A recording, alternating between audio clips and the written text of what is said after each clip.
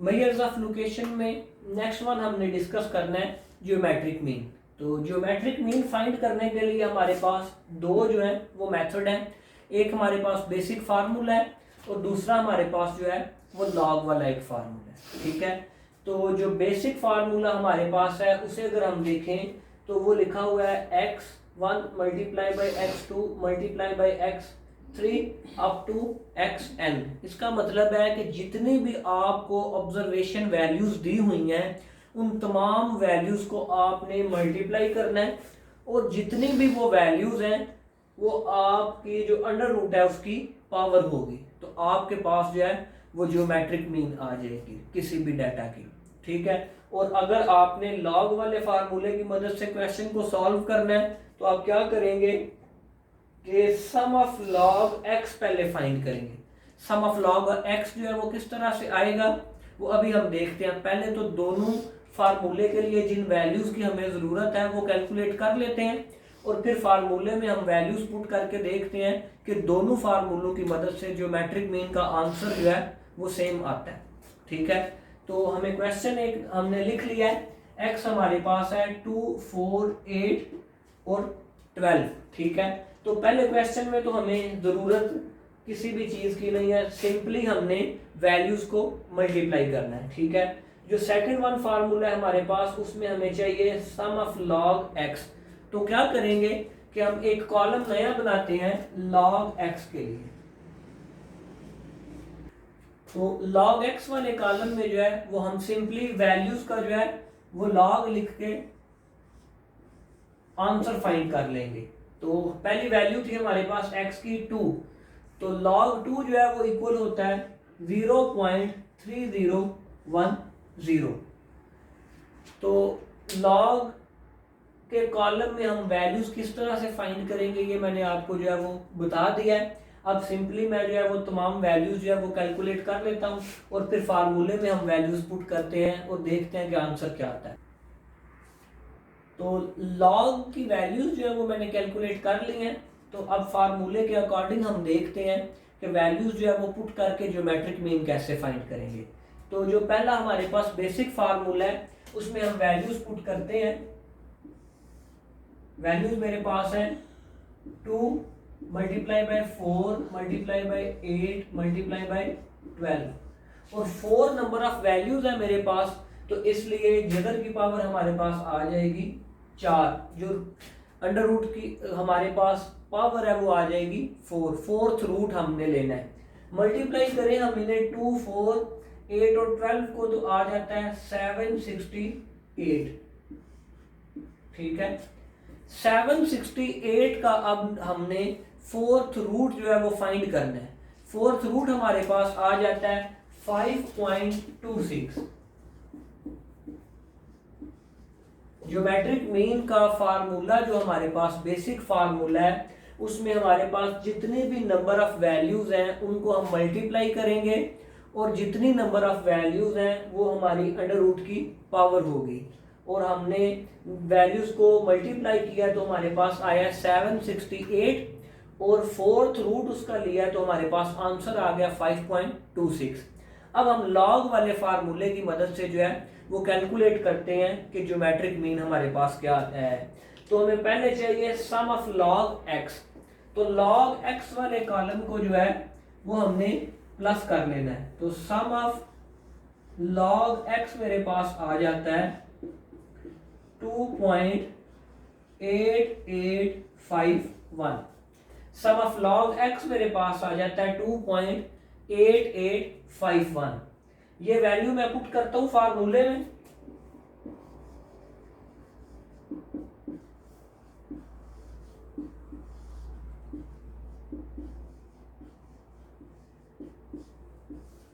Some of log x मेरे पास आ गया था 2.8851 और n मेरे पास है 4।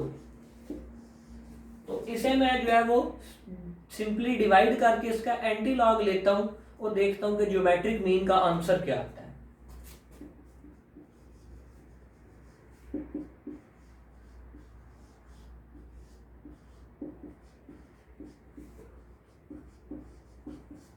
डिवाइड करने से मेरे पास आ गया है 0.721275।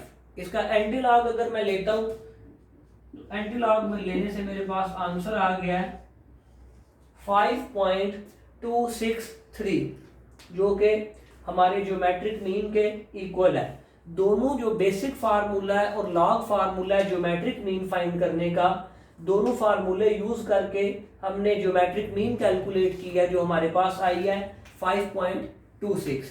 तो ये अनग्रुप्ड डाटा के लिए ज्योमेट्रिक मीन फाइंड करने के दो फार्मूले थे। अब हम फाइंड करते हैं कि मेजर्स ऑफ लोकेशन में जो हमारे पास नेक्स्ट वन है हार्मोनिक मीन। तो अनग्रुप्ड डाटा के लिए हार्मोनिक मीन किस तरह से फाइंड हम कर सकते हैं, एक एग्जांपल की मदद से वो भी देखते हैं। मेजर्स ऑफ लोकेशन या मेजर्स ऑफ सेंट्रल टेंडेंसी जो है, मरकजी रुझान के जो पैमाने हैं, उनमें नेक्स्ट वन है हमारे पास हार्मोनिक मीन। हार्मोनिक मीन जो है इसे हम कैलकुलेट किस तरह से करेंगे, हमारे पास इसके लिए फार्मूला है n/(1/x)। तो हम डिस्कस पहले भी कर चुके हैं कि n हमारे पास जो है वो नंबर ऑफ वैल्यूज होती हैं, जो ऑब्जर्व्ड वैल्यूज हमें अनग्रुप्ड डाटा की दी गई हैं, n तो वो होता है। अब हमें चाहिए (1/x).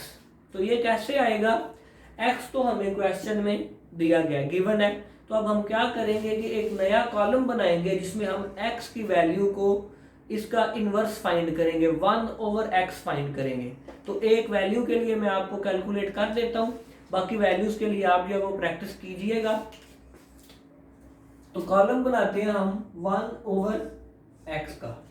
तो क्या करेंगे, 1 डिवाइडेड बाय 10, जो आपकी x की वैल्यू दी गई है, आप इसे डिवाइड करेंगे तो आंसर आपके पास आ जाता है 0.1। बाकी सारी वैल्यूज को जो है वो इसी तरह से डिवाइड करके 1/x का हम कॉलम बना लेते हैं और फिर (1/x) फाइंड करते हैं। तो 1/x का कॉलम जो है उसके लिए वैल्यूज मैंने कैलकुलेट कर ली हैं। अब फार्मूले में हमें चाहिए (1/x). तो जो 1/x वाला कॉलम है उसकी वैल्यूज को जो है वो मैं जमा कर लेता हूं, तो मेरे पास आ जाएगा (1/x), जो कि आता है 0.38392। ठीक है, (1/x) का आंसर हमारे पास आ गया है। अब हम फार्मूले में वैल्यूज जो है वो पुट करते हैं और हार्मोनिक मीन की जो वैल्यू है वो कैलकुलेट करते हैं। n हमारे पास है 1 2 3 4 5, एंड नंबर ऑफ वैल्यूज हमारे पास हैं 5।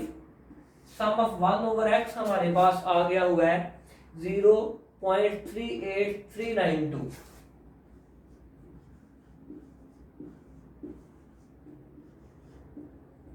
तो फार्मूले में वैल्यूज पुट करके हम क्या करेंगे कि 5 को डिवाइड करेंगे 0.38392 से। तो डिवाइड करके हमारे पास आंसर आ जाता है 13.02। तो दिया गया जो अनग्रुप्ड डाटा है हमारे पास, उसका हार्मोनिक मीन हमारे पास आया है 13.02। मेजर्स ऑफ लोकेशन या मेजर्स ऑफ सेंट्रल टेंडेंसी जो है, इनमें हमने कैलकुलेट अभी तक किया है कि किस तरह से हम अरिथमेटिक मीन फाइंड करते हैं, मीडियन, मॉड, ज्योमेट्रिक मीन और हार्मोनिक मीन फाइंड करते हैं। अब हम देखते हैं कि जो हमारे पास दिया गया अनग्रुप्ड डाटा होता है उसमें वेटेड मीन जो है वो किस तरह से फाइंड किया जाता है। तो नेक्स्ट वन है जी वेटेड मीन। तो वेटेड मीन फाइंड करने के लिए हमारे पास फार्मूला क्या है कि वेटेड मीन हम जब हमने फाइंड करनी है तो फार्मूला है (sum(w)x)/(sum)(w)। इसका मतलब है कि हमें पहले क्वेश्चन में एक तो ये वैल्यू चाहिए (sum)(w), ठीक है। तो w जो हमें दिया गया क्वेश्चन में, जो वेटेज दी गई है हमें चीजों की, वो ये कॉलम हमें गिवन है कि जो डिफरेंट हमारे एक्सपेंडिचर्स हैं उनमें एक्सपेंडिचर्स को जो वेटेज दिया गया है, अहमियत दी गई है, वो हमें जो है वो नंबर्स में बताई गई है। तो अगर तो हम इस कॉलम को जो है वो कैलकुलेट कर लेंगे तो हमारे पास आ जाएगा (sum)(w). दूसरी वैल्यू हमें चाहिए w और x को जो है वो मल्टीप्लाई करना है। तो हमारे पास जो दो कॉलम दिए गए हैं x वाला और w वाला, इन दोनों कॉलम्स को हम मल्टीप्लाई करके एक नया कॉलम बनाएंगे। सम ऑफ WX फाइंड करने के लिए हम इन दोनों कॉलम की वैल्यूज को मल्टीप्लाई करेंगे। ठीक है, तो सिंपली इन दोनों कॉलम की ये जो x की वैल्यू है इसे w की वैल्यू से मल्टीप्लाई करके मैं इधर आंसर लिख दूंगा और इन तमाम इस कॉलम की तमाम वैल्यूज को जमा करूंगा तो सम ऑफ WX मेरे पास आ जाएगा। तो वैल्यूज कैलकुलेट मैं कर लेता हूं और फिर फार्मूले में वैल्यूज पुट करके देखते हैं कि वेटेड मीन हमारी जो है वो क्या आती है इस क्वेश्चन के लिए। तो कॉलम मैंने जो है वो बना लिया है WX का और वैल्यूज जो है वो मैंने कैलकुलेट कर ली हैं। अब मैं क्या करता हूँ, पहले मैं फाइंड करता हूँ सम ऑफ W। ठीक है, तो इस कॉलम की वैल्यूज को अगर मैं प्लस करूँ सबको तो मेरे पास आ जाता है 12.5। इस कॉलम की तमाम वैल्यूज को जो है वो मैं जमा करूंगा तो मेरे पास आ जाएगा सम ऑफ WX जो कि आ जाता है 2542.5। तो फार्मूले में मैं ये वैल्यूज पुट करता हूं और देखते हैं कि वेटेड मीन का आंसर हमारे पास क्या आता है। ठीक है, सम ऑफ WX मेरे पास आ गया है और सम ऑफ W मेरे पास आ गया था 12.5। दोनों वैल्यूज जो हमने कैलकुलेट की हैं इन दोनों वैल्यूज को अगर डिवाइड करेंगे तो हमारे पास वेटेड मीन का आंसर आ जाएगा। इन दोनों वैल्यूज को जो है वो डिवाइड मैं करूं तो आंसर मेरा आ जाता है 203.4। दिया गया जो मेरे पास अनग्रुप्ड डाटा है उसके लिए मैंने वेटेड मीन फाइंड किया है जो आ गई है 203.4। ठीक है, ये अनग्रुप्ड डाटा है जिसमें मेरे पास ये कुछ आइटम्स हैं, फूड, रेंट, क्लॉथिंग, फ्यूल और मिसलिनियस जो है ये आइटम्स मेरे पास थी जिनके लिए मुझे एक्सपेंडिचर दिया गया था। तो मैंने उस एक्सपेंडिचर को जो है वो वेटेज दिया है, अहमियत दिया है कि कौन सा खर्चा मेरे लिए ज़्यादा ज़रूरी है, उसे मैंने वेटेज दे दिया है और फिर मैंने उसके लिए वेटेड मीन फाइंड कर लिया है। मोस्टली ये जो वेटेड मीन है ये हमारे पास जब हमारे कॉलेजेस यूनिवर्सिटीज़ के मेरिट बनते हैं या डिग्री मेरिट्स बनते हैं तो इसी तरह से डिफरेंट सब्जेक्ट्स को जो है वो वेटेज दी जाती है और मेरिट कैलकुलेट किया जाता है। अनग्रुप्ड डाटा के लिए जो चीज़ें हमने फाइंड की हैं एक मरतबा उनके फार्मूले जो हैं वो लिख के दोहरा लेते हैं।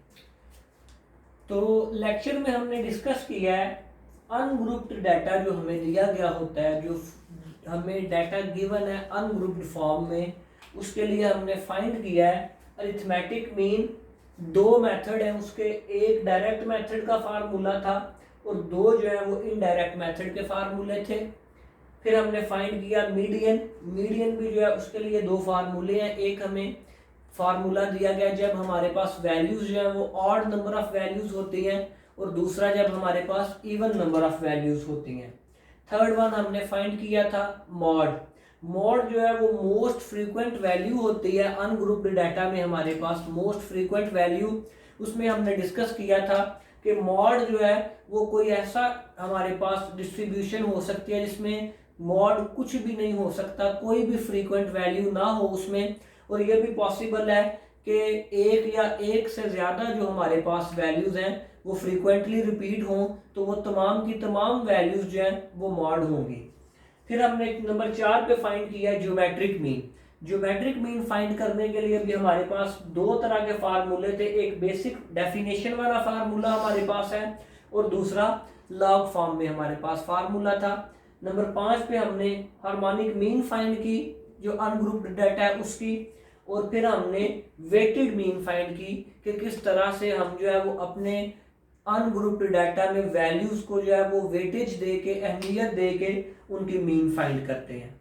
ठीक है, तो नेक्स्ट लेक्चर में जो है वो हम ग्रुप्ड डाटा के लिए ये सारी चीज़ें जो है वो कैलकुलेट करेंगे कि मेजर्स ऑफ सेंट्रल टेंडेंसी, जो मेजर्स ऑफ लोकेशन जो है वो ग्रुप्ड डाटा के लिए किस तरह से फाइंड किए जाते हैं। मरकजी रुझान के जो पैमाने हमें दिए गए हैं, काफ़ी सारे स्टैटिस्टिशियंस और मैथमेटिशियंस ने काफ़ी सारे जो है वो मेजर्स ऑफ सेंट्रल टेंडेंसी जो है वो फाइंड किए हैं, लेकिन जो फ्रीक्वेंटली यूज होने वाले हैं वो ये 6 हैं और ये 6 ही जो है वो मोस्टली क्लासेस जो हैं उनमें स्टडी करवाए जाते हैं और एग्जामिनेशन पॉइंट ऑफ व्यू से भी इम्पोर्टेंट है। मैट्रिक में भी इनसे रिलेटेड एक चैप्टर है, एफएससी में, एफए में भी इनसे रिलेटेड चैप्टर्स हैं, और मोस्टली जो स्टैट के हमें माइनर सब्जेक्ट्स यूनिवर्सिटी में पढ़ाए जाते हैं रिसर्च पर्पस के लिए, जो हमें स्टैटिस्टिक्स पढ़ाई जाती है, उनमें ये जो मेजर्स ऑफ लोकेशन है ये यूज किए जाते हैं।